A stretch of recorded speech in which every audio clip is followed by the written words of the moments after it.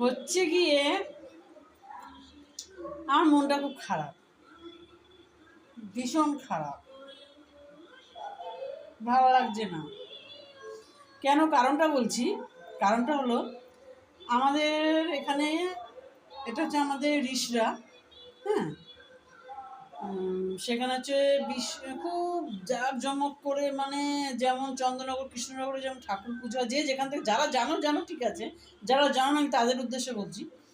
চন্দ্রনগর নাম শুনেছি কিনা জানি না, চন্দ্রনগর তার কৃষ্ণনগর ওখানে যেমন জগদ্ধাত্রী পুজোর জাঁকজমক করে, আমাদের ঋষরা তো ঠিক সেটাই হয়। তা আমার প্রতি বছর আমি যেতে পারি, এই বছর আমি যেতে পারছি না, এত কাজের চাপে না আটকে গেছি না, কাজেও নিজের ঘরেরই সবাই দেখতে যাচ্ছে, আমার মনে হচ্ছে কি বসে বসে হাত পা ছুড়ে ছুড়ে কাঁদিয়ে করে কি করব, বসে আছি, বুঝলো না, রান্না বসিয়েছি, ভালো লাগে না, একটু ভাত বসিয়েছি, আবার একটু রুটি করব, এই সব নিয়ে আমি আছি। ভালো লাগে বলো তোমরা? আমার ভালো লাগে না।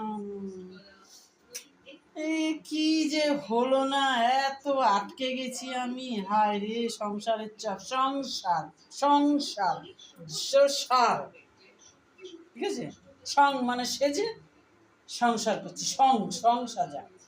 তো এই হলো ব্যাপারটা, তোমার সাথে একটু শেয়ার করলাম মনের কষ্টটা। দেখি কালকে 4 দিন থাকে, কালকে যেতে পারি কিনা। ঋষরাতে প্রতি বছর হয়, চন্দ্রনগরে যখন যেদিন নবমী হয় সেদিন থেকে ঋষরাতে শুরু হয়, ঠিক আছে। তা ওই 4 দিনের পুজো ঋষরাতে, ষষ্ঠী সপ্তমী অষ্টমী নবমী চন্দ্রনগরে, এই 4 দিনের পুজোটা ঋষরাতে একদিনেই হয়ে যায়, তারপরে 4 দিন থাকে। তা আজকে হলো সপ্তমী, কালকে অষ্টমী।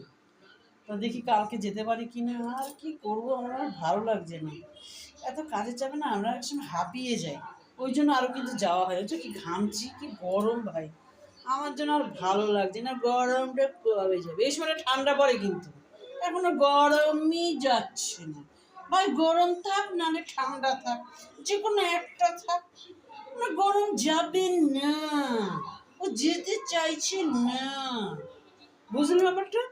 তো একটু শেয়ার করলাম, হ্যাঁ, টাটা, দেখা হবে পরের ভিডিও।